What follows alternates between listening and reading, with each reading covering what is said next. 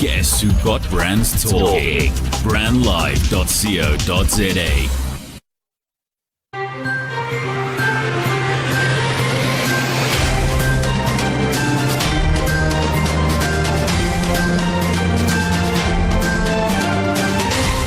You're listening to our social tv.co.za newsfeed. My name is Sam Marshall. Our top stories.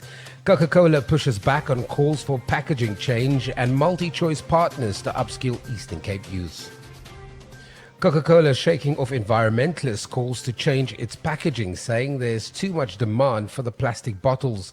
The soft drinks head of sustainability, Bia Perez, told media that consumers are fans of plastic packaged drinks because they're able to reseal their bubbles in lightweight packaging. Doing away with plastic altogether for glass or aluminium would increase the business carbon footprint and weaken sales, she told news outlets.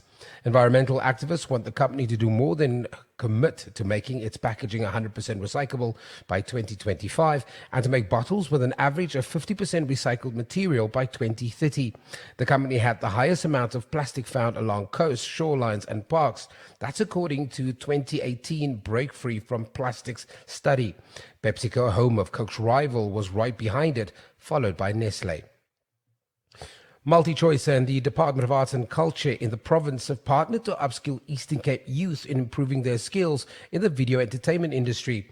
Eastern Cape Arts and Culture MEC Fazeka Bayeni said film has great potential to contribute to the development of the Eastern Cape economy, and as such, we have made it one of the priorities of the department. Aspirant filmmakers attending the workshop would be treated to master classes from industry experts, which would include industry aspects such as scriptwriting, producing, directing, sound, lighting, and cinematography. A billionaire has offered to pay striking doctors in Zimbabwe to help end a months-long protest over grave hospital conditions as the economy crumbles, and the doctors group on Thursday said it was encouraging members to embrace the money and return to work. But Dr. Masibo Ndoro, vice president of the Zimbabwe Hospital Doctors Association, warned that nothing much has changed in the conditions at public hospitals. That included the lack of basic items such as bandages and gloves.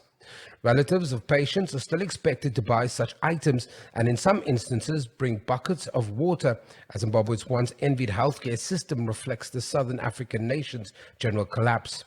Doctors abandoned work 4 months ago to press for better salaries and working conditions, saying their roughly $100 monthly pay is not enough to get by.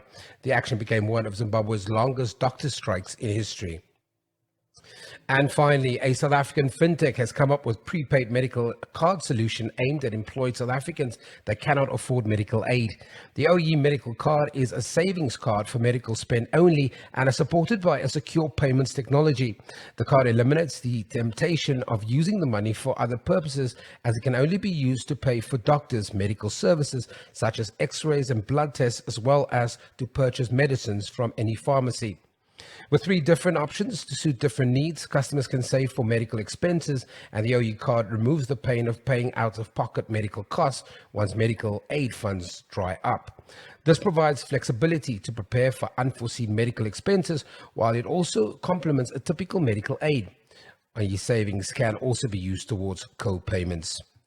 Recapping your top story, Coca Cola pushes back on calls for packaging change.